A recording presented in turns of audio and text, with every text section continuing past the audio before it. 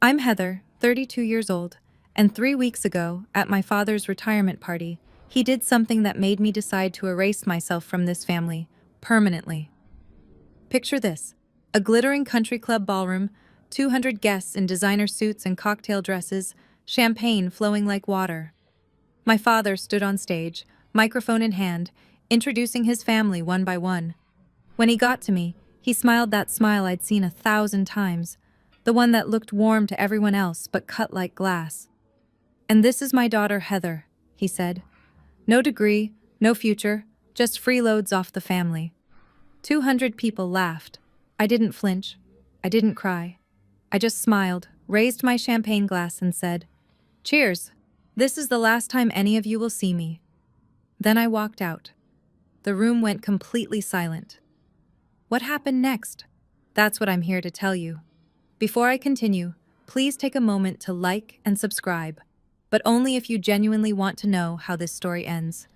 And let me know in the comments where you're watching from and what time it is there.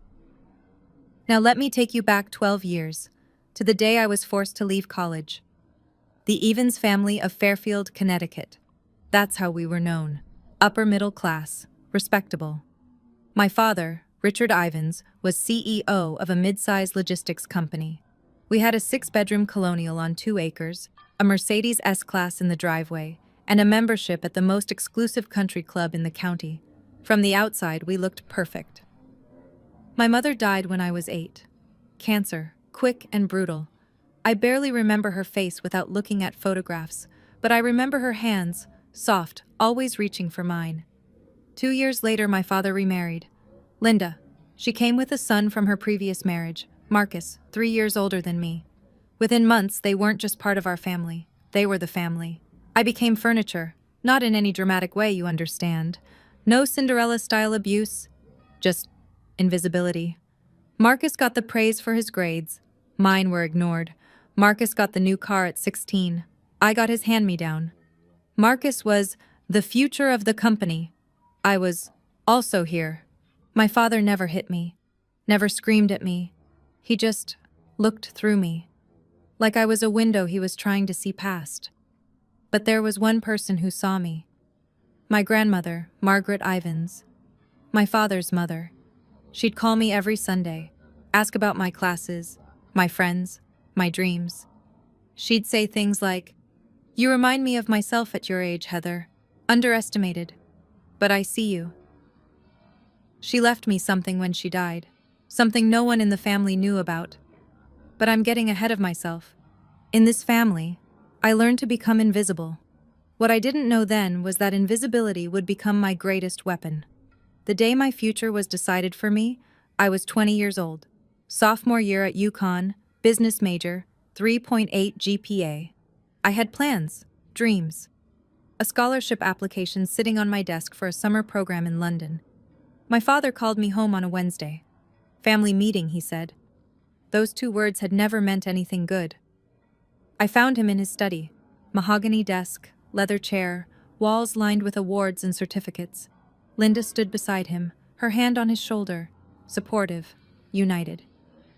"Heather," my father began, not looking up from his papers, "we need to make some sacrifices as a family. Marcus has been accepted into the Wharton MBA program. It's an incredible opportunity." My heart rate didn't change. I already knew where this was going. "We can't afford both your tuition and his program," he continued. "So we've decided you'll take a break from school, just for now. Marcus's career will benefit the whole family." Linda nodded, her voice honey-sweet. "A girl doesn't need an MBA to have a good life, Heather. You'll find a nice husband someday. That's what really matters." I sat there, frozen. Not because I was surprised. I'd spent 12 years learning not to be surprised, but because some small, stupid part of me had still hoped. "You said you'd support my education," I heard myself say. "You promised Mom before she died." My father's jaw tightened. "Circumstances change. When the company stabilizes, I'll make it up to you." He never did. What I found out later, through a cousin's slip of the tongue, was that there was plenty of money. They just chose not to spend it on me. I didn't argue that day. I just nodded. But inside, I made a promise to myself. This was the last time I'd let anyone else decide my worth. I moved to Boston with $2,000 in savings and a suitcase of clothes that didn't fit the life I was leaving behind. My first apartment was a 400-square-foot studio above a laundromat in Allston. The radiator clanked all night. The walls were thin enough to hear my neighbor's TV. I ate ramen for dinner and day-old bagels from the cafe where I worked mornings. But here's the thing about rock bottom: you can't fall any further. I got a job as an administrative assistant at a small logistics company. Entry level, minimum wage plus benefits. The owner, a gruff man named Walter Barnes, saw something in me that my family never had. "You've got a brain, Heather," he told me one day. "Use it." So I did. I stayed late. I learned every system, every process. I took free online courses at night: supply chain management, operations, business fundamentals. MIT Open Course. Where became my college. I didn't call home, didn't ask for a single dollar. When my father's secretary sent me a birthday card with a $50 check from the family, I tore it up and threw it away. 4 years after I left Connecticut, I had saved enough to start my own consulting firm. Meridian Consulting, LLC. Just me, a laptop, and a rented desk in a co-working space. I kept my name off everything public.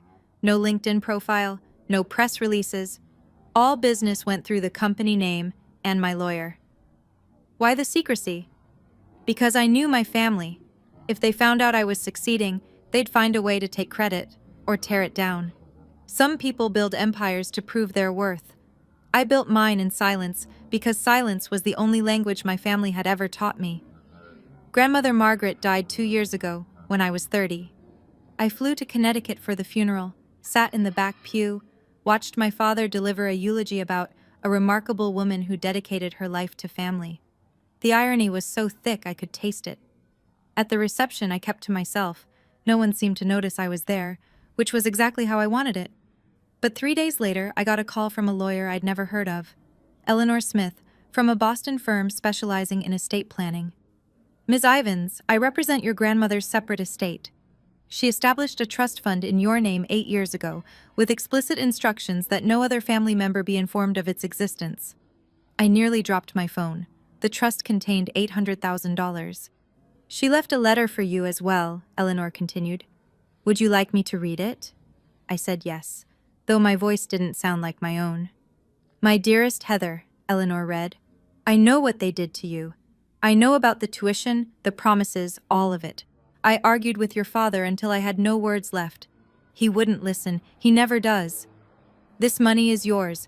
No strings, no conditions. Use it to build the life you deserve, the life they tried to take from you. Remember what I always told you. Don't let anyone say you're not worthy.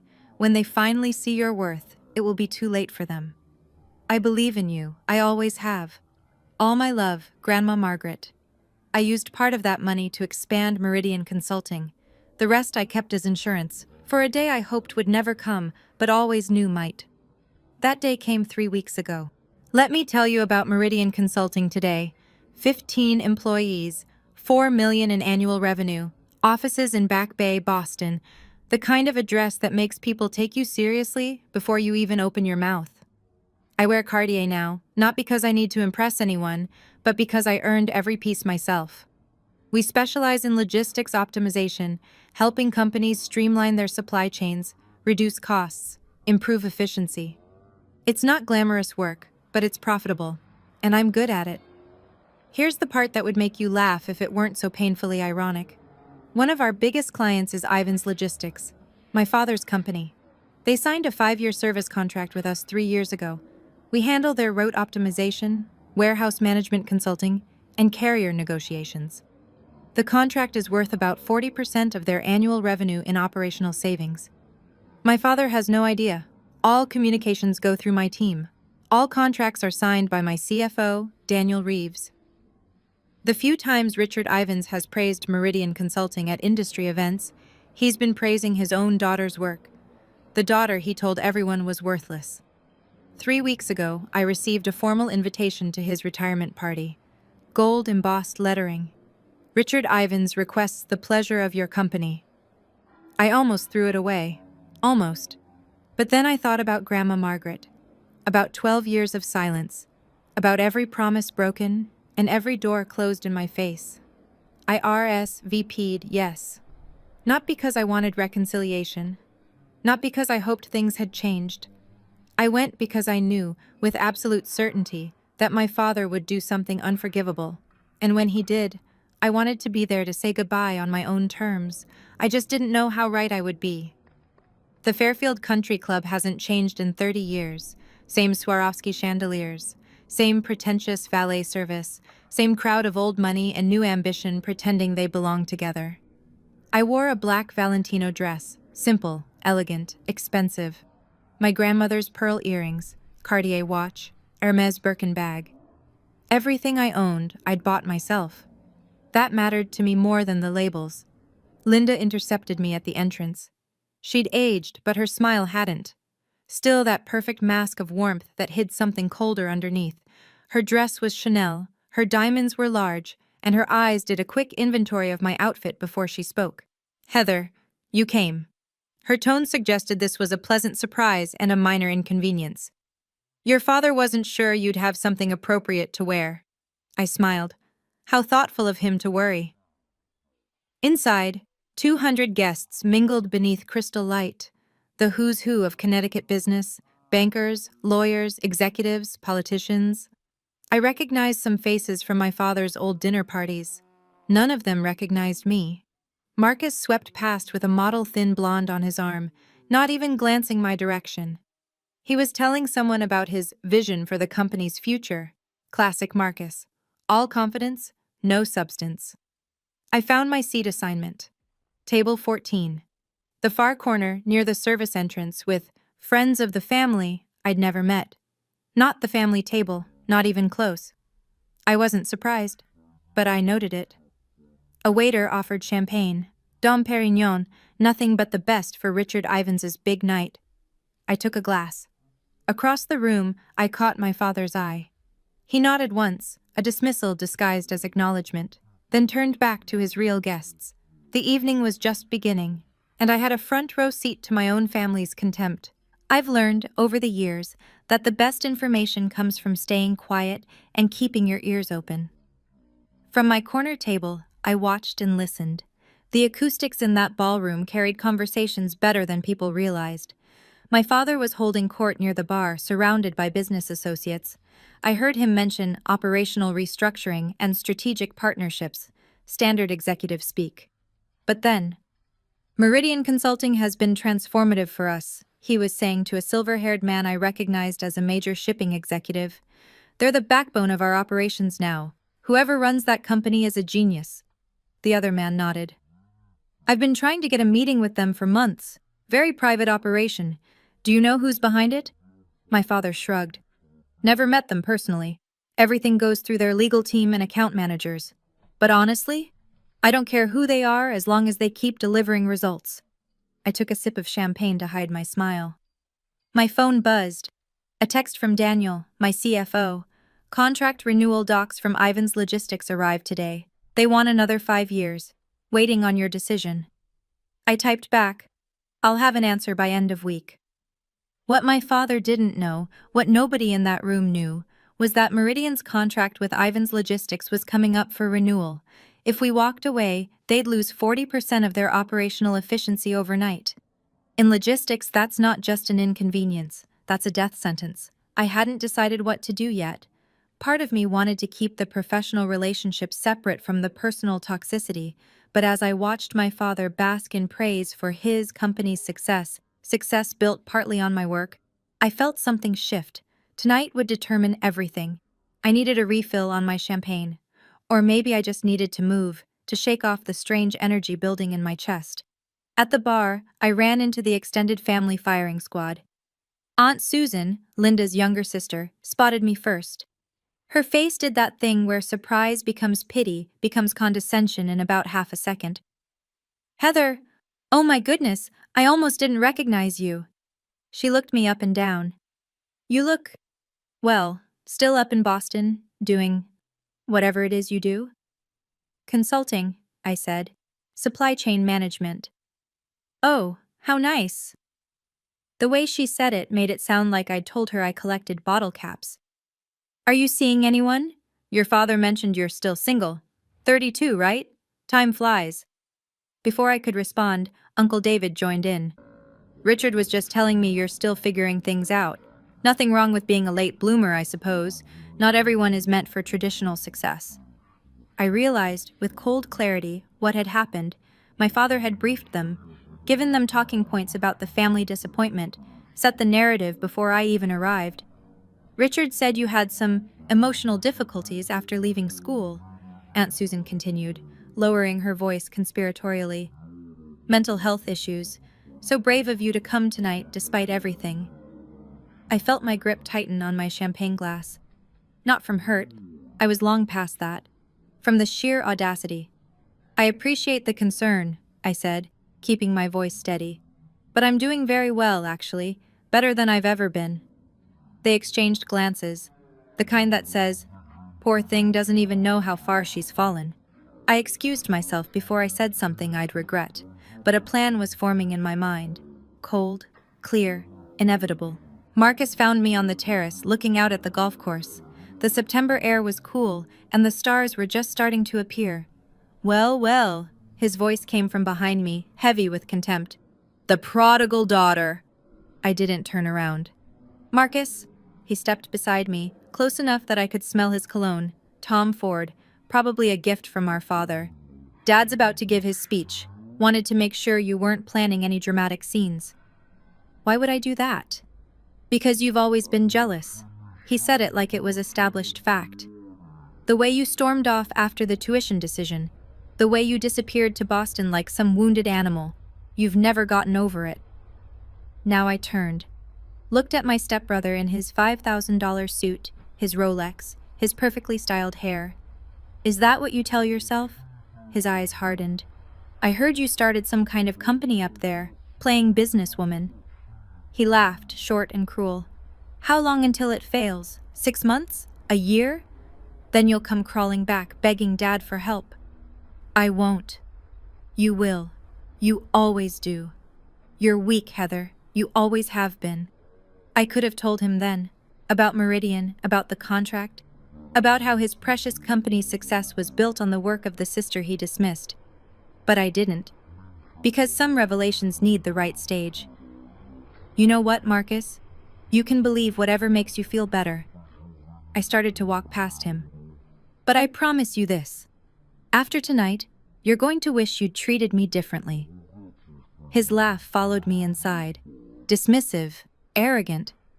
He had no idea what was coming. None of them did. The ballroom lights dimmed. A spotlight hit the stage. My father climbed the steps to thunderous applause, the conquering hero of Connecticut logistics, taking his final bow.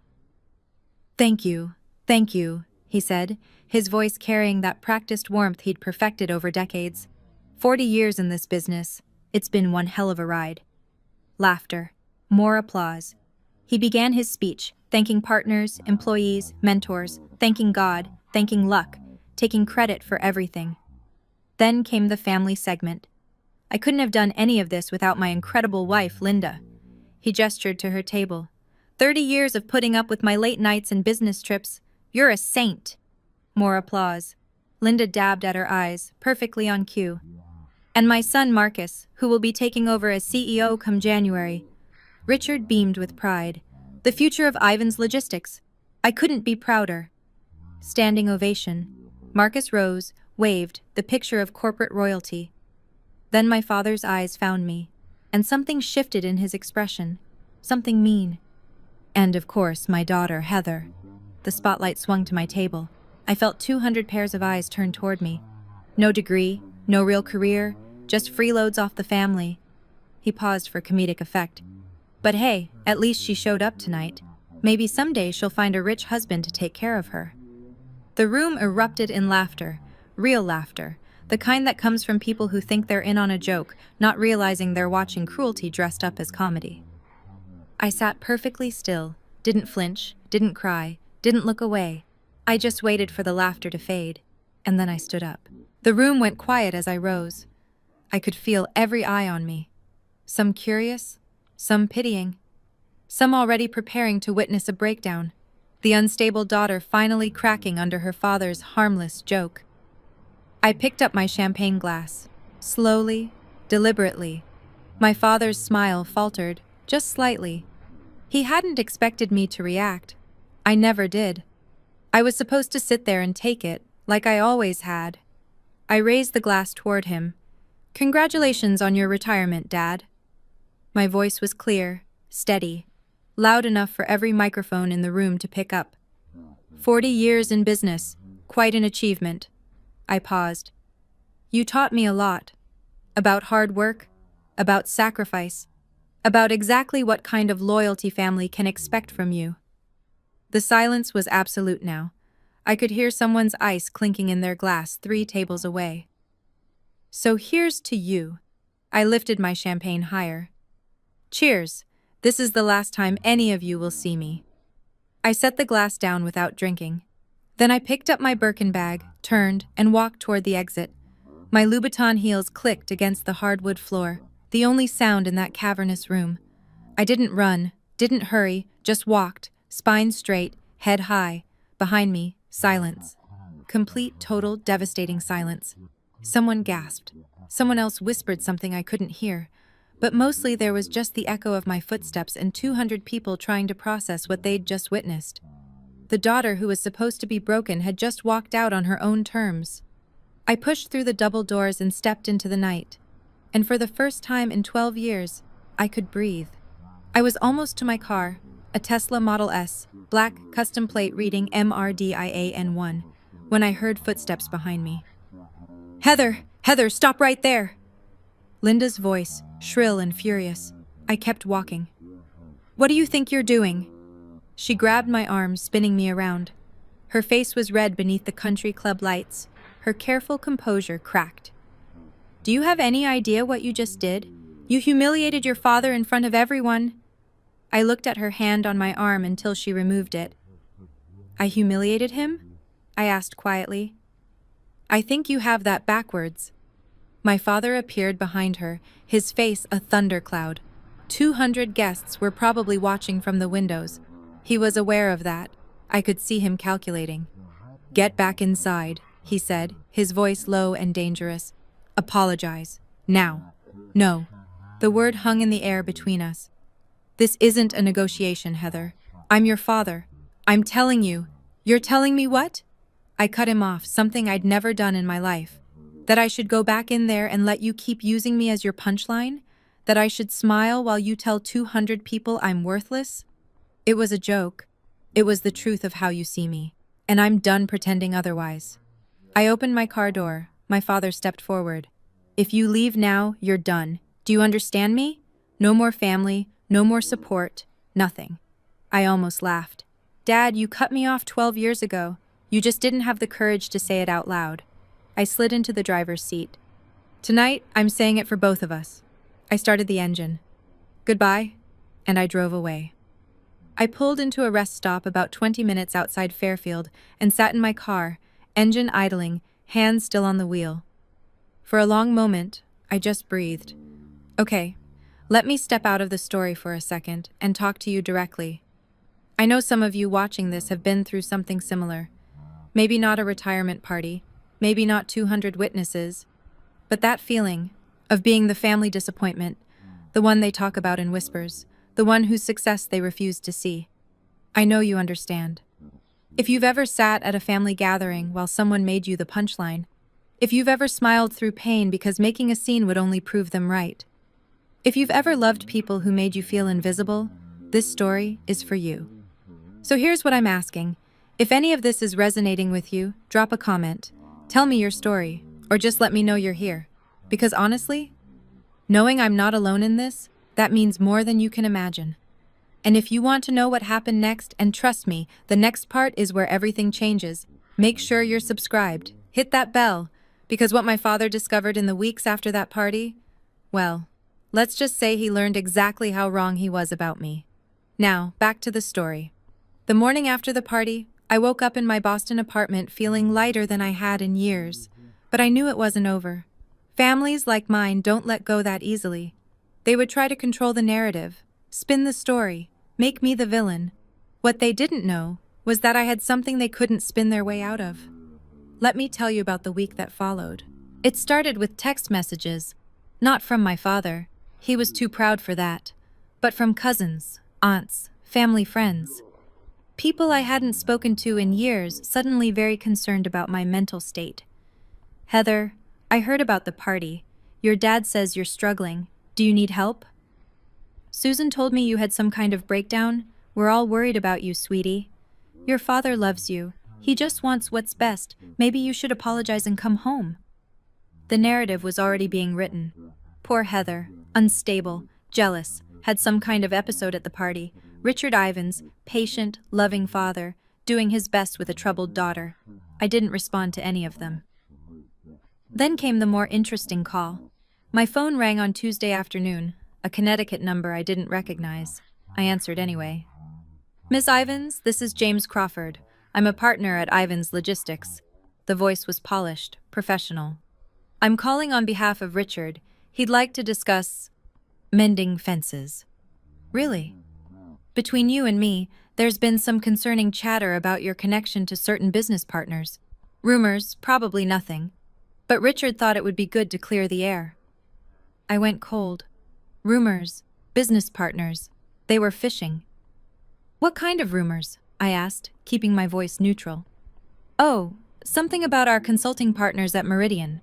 Someone thought they'd seen you at their offices once. I'm sure it's a misunderstanding. My mind raced. How? Who had seen me? When? I'm not sure what you're referring to, I said. But please tell my father I have nothing to discuss with him. I hung up. They were getting close. Closer than I'd realized. It was time to stop waiting and start acting. While I was fielding concerned texts in Boston, my father was facing a different kind of crisis in Connecticut. I learned later, much later, what happened in that boardroom. Richard Ivins had walked into what should have been a routine quarterly meeting. Instead, his CFO looked like he'd seen a ghost. We have a problem with Meridian Consulting, the CFO said, sliding a folder across the mahogany table. Their contract is up for renewal in 6 months. They haven't responded to our extension offer. Richard frowned. So, send another offer. Increase the terms if you have to. We've tried, 3 times. Their legal team just says under review. Then call their executives directly. We've tried that too. The CFO shifted uncomfortably. Sir, Meridian Consulting is extremely private. No one meets with their leadership. Everything goes through intermediaries. Richard's frown deepened. We've been working with them for 3 years. Someone must have met with them. No, sir. It's all been virtual meetings, legal representatives, account managers. No one at this company has ever met the actual ownership. A long silence. If they walk away from us, the CFO continued, we lose 40% of our operational efficiency overnight. It would take at least 18 months to find a replacement, and that's optimistic. In this market, I know what it means, Richard snapped.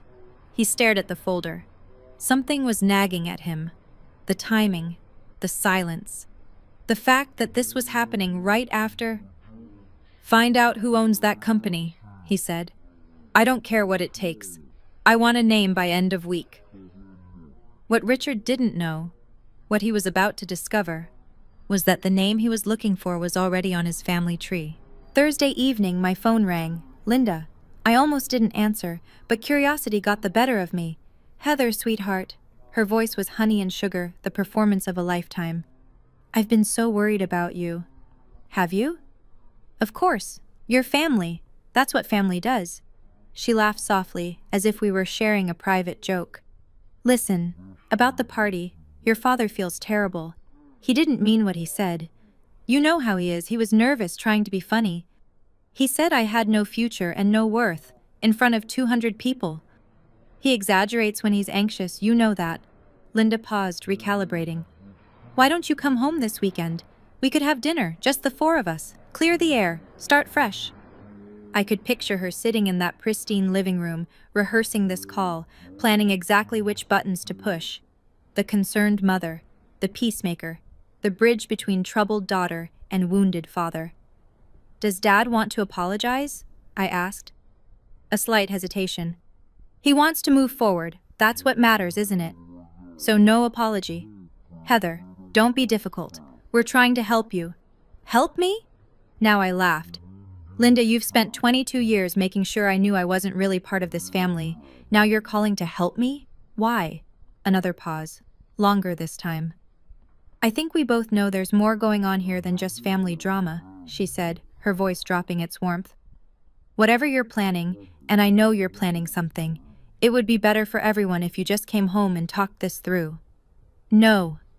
I hung up before she could respond. They knew something. They just didn't know how much to be afraid of yet. The next morning, I drove to Eleanor Smith's office in downtown Boston. Eleanor had been my grandmother's lawyer and, since the trust fund, had become mine. Her office was sleek and efficient, glass and steel, Boston skyline views, the kind of place where serious business happened. I've been expecting you, she said when I walked in. I assume this is about Ivan's logistics. They're investigating Meridian, trying to find out who owns it. Eleanor nodded, unsurprised. Your anonymity was always going to be temporary. The question is, how do you want this to unfold? She spread documents across her desk. The Meridian contract with Ivan's logistics, every clause, every renewal term, every exit provision, the trust fund documents, the company and corporation papers. Your contract includes a standard 30-day termination notice, Eleanor said, pointing to the relevant section. You can end the agreement for any reason. No penalties, no legal exposure. And my grandmother's trust? Completely separate from the Ivans family estate, legally unimpeachable. Richard has no claim to any of it, even if he tried to contest. She looked at me over her glasses. Margaret made sure of that. I stared at the papers. Everything was in order, everything was legal, every T crossed, every I dotted.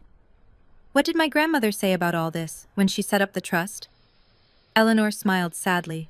She said, "One day, Heather is going to need leverage, and when that day comes, I want her to have it." I felt tears prick at my eyes.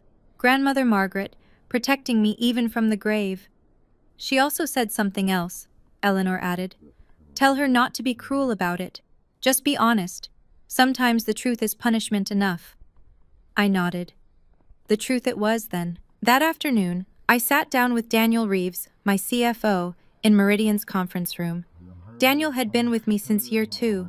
He knew everything about my family, about Ivan's logistics, about why I'd kept my name off the paperwork. He was loyal, competent, and the closest thing I had to a true ally. They want to renew the contract, he said, scrolling through his tablet. 5 more years. Actually increase the terms by 12%. They're nervous. They should be. I pulled up the financial projections on the conference room screen. Numbers don't lie, and these numbers told a devastating story. If we walk away, Ivan's Logistics loses 40% of their operational efficiency within 60 days. In logistics, that's not a dip. That's a free fall. Their clients will start looking elsewhere. Their margins will collapse. Daniel nodded. Marcus just took over as CEO. If this hits on his watch, his reputation is finished before he starts. We sat with that for a moment. It felt surreal, holding so much power over people who had spent decades making me feel powerless. What do you want to do? Daniel asked. I'd been thinking about this for days, about Grandma Margaret's words, about revenge versus truth, about what kind of person I wanted to be. Draft the termination letter, I said finally. 30-day notice per the contract terms. No malice, no accusations, just business. And the reason?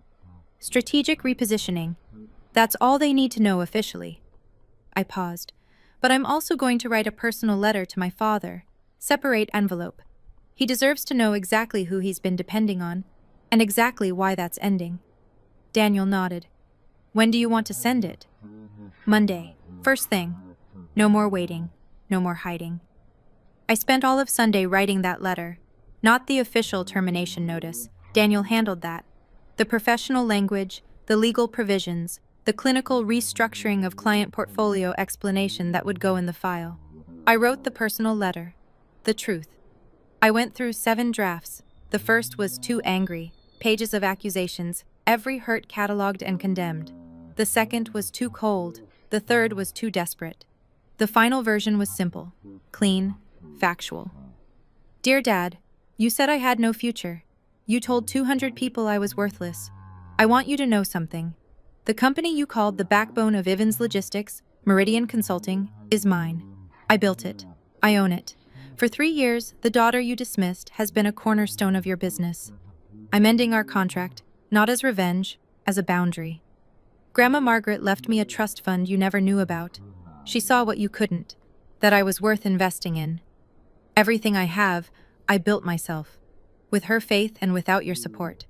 I don't need you to apologize. I don't need you to understand. I just need you to know that I am not what you said I was. I never was. Don't contact me again. Heather Margaret Evans. I included my middle name deliberately, the name I'd added 3 years ago in honor of the only person in my family who'd believed in me. I also included a photocopy of the Meridian Incorporation papers. My name as sole owner clearly visible. I read the letter 3 times, checked for typos, checked for excessive emotion, found none, just the truth. Sometimes I thought, that's the most devastating weapon of all. Monday, 9 a.m. Courier confirmation. The package had arrived at Ivan's Logistics headquarters. Someone named Patricia Chen had signed for it. Richard's executive assistant. I remembered her from childhood. I sat in my office, watching my phone, waiting. 10:15 a.m. Missed call from Richard Ivans. 10:17 a.m. Missed call from Richard Ivans. 10:23 a.m. Missed call from Marcus Ivans. 10:31 a.m. Missed call from Linda Ivans. 10:45 a.m. Missed call from Richard Ivans. 11:02 a.m. Text message from Richard. Call me now. 11:15 a.m. Text message from Marcus. What the hell is this? Call us. 11:34 a.m. Text message from Linda. Heather, this is not funny. Pick up your phone. By noon, I had 12 missed calls, 8 text messages, and 2 voicemails I didn't bother listening to. I didn't respond to any of them. I had waited 12 years for this moment. They could wait a few more hours. At 2 p.m., my assistant knocked on my door. Ms. Ivans, there's a family who says they need to see you immediately. They're in the lobby. So, they'd driven to Boston, 5 hours of traffic and panic just to confront me in person. I took a deep breath, checked my reflection in the window, straightened my blazer. Send them to conference room B, I said. I'll be there in 5 minutes. This was it. The conversation I'd imagined 1,000 times. The confrontation I'd prepared for without knowing when it would come. I thought of Grandma Margaret, of her letter, of her faith in me. Don't be cruel, she'd said. Just be honest. I stood up, smoothed my skirt, and walked toward the conference room. Time to be honest. Conference room B had glass walls. I'd chosen it deliberately. My 15 employees could see inside, though they couldn't hear. Witnesses, not to humiliate anyone, but to ensure the meeting stayed civil. Richard, Linda, and Marcus stood clustered near the window, looking out at the Boston skyline they'd never expected to see from this perspective. From my domain. My territory. My father turned when I entered. His face was gray, older than I'd ever seen him look. Heather. His voice cracked on my name. What is this? Hello, Dad. Linda. Marcus. I took a seat at the head of the conference table, calm, professional. I assume you received my letter.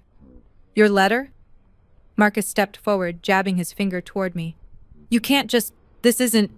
Sit down, Marcus. My voice was quiet but firm. I won't discuss anything with you yelling across the room. He looked at my father, uncertain. Richard nodded sharply. They sat. For a long moment, no one spoke. Finally, Richard leaned forward. This is all some kind of misunderstanding. What part? Meridian Consulting. You can't possibly, a company like that, you didn't... I did. I slid a folder across the table. Company registration, tax filings, client list. 3 years ago, your company signed a contract with mine. You praised my work at industry events. You called us transformative. You just didn't know you were praising me. Linda's face had gone pale. But you don't have a degree. You were just a... A what, Linda? A disappointment? A failure? I shook my head. I was a 20-year-old who was told to sacrifice her future. I built something anyway. Silence. My father stared at the documents like they might burst into flames if he looked hard enough. Okay. Richard's voice was strained, the mask of corporate composure cracking. I apologize. I apologize about the party. Is that what you want to hear? I'm sorry. Now, can we talk about the contract? You're sorry because you need something from me. That's not an apology. For God's sake, Heather. Marcus slammed his palm on the table. Do you know what happens if you pull this contract? 20% of our workforce, gone, because of your petty revenge. It's not revenge, it's a business decision. Bullshit. He was standing now, veins in his neck visible. You've been planning this for years, waiting to destroy us. This is sick. I planned nothing. I kept my voice level. I built a company. Your company chose to become dependent on mine. That's not my fault. You could have told us, Linda interjected, her voice high and strained. You could have said something. When? When you told me I didn't need education because I'd find a husband? When you spread rumors that I had mental health problems? When? She had no answer. I turned to my father. You want to know the worst part, Dad? I would have kept the contract going. I wasn't planning any of this. But then you stood in front of 200 people and told them I was worthless, that I had no future. I paused. You chose this, not me. Richard's jaw worked. For a moment, just a moment, I thought I saw something like recognition in his eyes, like he finally understood what he'd done. Then it was gone. What do you want? He asked flatly. Nothing you can give me. There must be something. You're not listening. I don't want anything from you. I never did. I just want you to know the truth. Fine. Richard's voice went cold. The vulnerability was gone, replaced by the steel I'd known my whole life. If that's how you want to play this, you walk away from this family, you're done. No inheritance, nothing. I almost laughed. Dad, you cut me off at 20 years old. What inheritance? I could make things very difficult for you. I have connections, lawyers. On what grounds? I leaned forward. Every document is legal. Every contract was signed in good faith. There's nothing here you can sue me for, and we both know it. He glared at me. Don't be so sure. Actually, I am sure, because my lawyer, who was also Grandma Margaret's lawyer, has already reviewed every possible angle. I let that sink in. You remember Eleanor Smith? Margaret used her specifically because she knew you'd try something like this someday. Linda gasped. Margaret knew? About all of this? She left me a trust fund, $800,000, specifically structured so you couldn't touch it. I pulled out a photocopy of the trust document. She knew exactly what kind of family she raised. That's why she protected me from it. Richard's face went from red to white. She had no right. She had every right. It was her money. I stood. This meeting is over. Heather, we're done. I've said everything I came to say. I walked toward the door, then paused. One more thing. If you contact me again, calls, texts, showing up at my office, I will release every email, every document, every record of how this family has treated me. All of it is legal, all of it is backed up, and all of it would make a very interesting story for the business press. I opened the door. The receptionist will show you out. I stood in the doorway, watching them gather themselves. 3 people who had spent my entire life making me feel small, now looking very small themselves. My father rose slowly, like an old man suddenly aware of his age. Linda clutched her handbag like a shield. Marcus stared at me with something new in his eyes. Not contempt anymore, but fear. This isn't over, Marcus said. Yes, it is. I meant it. Every word. I spent 12 years building a life you tried to convince me I couldn't have. I did it without your help, without your approval, without your permission, and I'll continue to do it without any of you in my life. Linda's lower lip trembled, the performance of motherly concern. Heather, please. We're family. We share blood, Linda. That's all we share. I held the door open wider. I'm not asking for an apology. I'm not asking for reconciliation. I'm setting a boundary. Don't contact me again. Don't mention me to your friends, your colleagues, anyone. Just let me go. Richard stopped in front of me.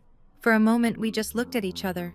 Father and daughter, strangers who happened to share a last name. "You really hate us that much?" he asked, his voice barely above a whisper. "No, Dad, I don't hate you. That's what you don't understand." I met his eyes steadily. "I just don't need you anymore. And that's something you'll have to learn to live with." He had no response to that. They walked out through the lobby, past my employees who carefully pretended not to watch. The glass doors closed behind them. I went back to my desk, opened my laptop, and got back to work. Okay, let me pause here again. If you're still watching, first of all, thank you. This isn't easy to tell, and knowing you're listening means more than you know. If you think this is where the story ends, it's not. The fallout from that meeting rippled out further than I expected. When I sent that termination letter, I thought I was just setting a boundary, protecting my peace, walking away from people who had hurt me. I didn't anticipate what would happen to Ivan's logistics, or to my father's reputation, or to the family secrets that would come spilling out once people started talking. Here's my ask. If this story has moved you, if it's made you think about your own family, your own boundaries, your own worth, hit that like button. It helps more than you know, and subscribe if you haven't already. Turn on notifications, because the ending of this story, it's complicated, it's messy, and it taught me something about revenge that I didn't expect. Also, I'd love to hear from you. Drop a comment telling me, have you ever had to walk away from family? Did it feel like freedom, or like grief, or maybe both? I've read every comment on my previous stories, and they've helped me feel less alone in this. So please, share your thoughts. Now, back to the story. 1 week after that confrontation in my office, I received a phone call from someone I hadn't spoken to in years, someone who had information that changed everything I thought I knew about my family, and about why they really treated me the way they did. Let me tell you about that call. The caller was my Uncle Robert, my father's younger brother. Robert had always been the black sheep of the Ivans family, an artist, a dreamer, the one who didn't go into business. I hadn't seen him since my mother's funeral, hadn't spoken to him in over a decade. "Heather." His voice was older, rougher. "I heard what happened, at the party, at Richard's office. Word travels fast. Small community." He paused. "Listen, there's something you should know. Something I should have told you years ago, but I was too much of a coward." I sat down slowly. "I'm listening." "When your father said the family couldn't afford both your tuition and Marcus's, that was a lie." "I know. I figured that out." "No, you don't understand. It wasn't just that there was money available. There was a specific fund. Your mother set it up before she died, for your education. Enough to cover a full 4 years at any school in the country." My heart stopped. "Richard drained it, used it for Marcus's MBA, then told you there was no money." Robert's voice cracked. "Your mother wanted you to have choices, Heather. Richard stole them." The room tilted. I gripped the edge of my desk. "Why didn't you tell me?" "Because I was afraid of Richard. We all were." Robert exhaled. "Margaret, your grandmother, she found out. That's why she set up the trust for you. She couldn't get your mother's money back, but she could make sure Richard didn't take anything else." I thought about Grandma Margaret's letter. "I know what they did to you." She knew, all along. "Why are you telling me now?" I asked. "Because it's time the truth came out. All of it." He wasn't done. 2 months after I terminated the Meridian contract, the consequences became public. I wasn't trying to monitor what happened to Ivan's logistics. Honestly, I was trying to move on. But in the Connecticut business community, news travels fast, especially bad news. The company announced a 20% workforce reduction, 70 employees laid off, right before the holidays. The press release blamed market conditions and strategic restructuring, but everyone knew the real story. Their biggest consulting partner had walked away, and they couldn't recover. Marcus, barely 3 months into his role as CEO, was already being questioned by the board. His vision for the future was crumbling under the weight of his father's bridge burning. Richard came out of retirement to help manage the crisis. The triumphant exit he'd planned, the legacy he'd built, was unraveling. But the real damage was to their reputation. Word spread. Not from me. I kept my mouth shut. But 200 people had watched my father humiliate his daughter at that party, and when those same people heard that the daughter was actually his company's most important business partner, the whispers started. Did you hear about Richard Ivins? Mocked his own daughter, turns out she was keeping his company afloat. Always thought there was something off about that family. In Connecticut business circles, reputation is everything. And Richard's was crumbling. A former colleague told me that at a recent industry dinner, Richard sat alone. No one wanted to be associated with the man who'd publicly disowned the daughter who'd secretly been his backbone. I didn't feel triumphant hearing this. I didn't feel satisfied. I just felt tired. Grandma Margaret had been right. Sometimes the truth is punishment enough. I didn't have to do anything else. The truth did it all by itself. 6 months later, I sat in a therapist's office in Beacon Hill. Not because I was falling apart, because I was finally ready to put myself back together. You don't seem like someone who needs therapy, Dr. Patel said during our first session. Everyone needs therapy, I replied. I'm just finally letting myself admit it. We talked about my family, about the years of invisibility, about the burden of building success in silence, about the strange grief of cutting ties with people who were supposed to love me. Do you regret what you did? She asked. No, and I meant it. I regret that it had to happen, but I don't regret protecting myself. Outside of therapy, my life was good, better than good. Meridian was thriving. We'd replaced the Ivans contract with 3 smaller clients, more diversified, more stable. Daniel got a promotion. I hired 4 new employees. We moved to a bigger office with views of the harbor. I reconnected with Uncle Robert. We had dinner once a month. He told me stories about my mother, the real ones, not the sanitized versions my father had fed me. She'd been fierce, apparently, stubborn, a fighter.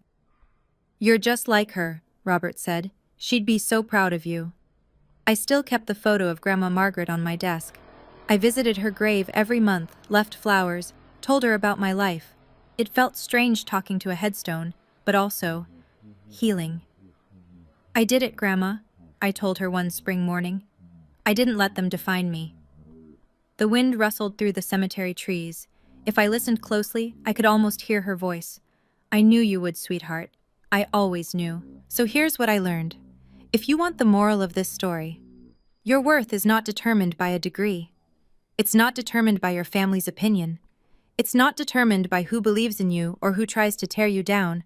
Your worth is determined by what you build when no one is watching, by who you become when everyone counts you out, by the life you create with your own 2 hands. My father thought he was teaching me a lesson at that retirement party. He thought he was putting me in my place. What he actually did was set me free. I don't hate my family. That's the part people struggle to understand. Hate takes energy. Hate is a chain. I'd rather spend that energy on people who deserve it, on work I believe in, on relationships that nourish me, on a life that's truly mine. Boundaries aren't about revenge.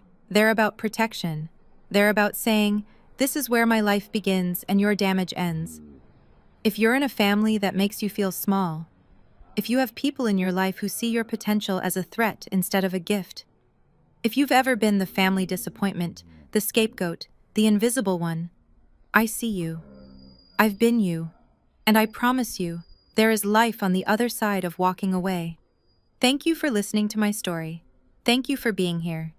If this resonated with you, please subscribe. Hit the notification bell. Check the description for more stories like this one. And remember, you are not what they said you were. You never were. You are so much more. Until next time, this is Heather, and I'm finally free.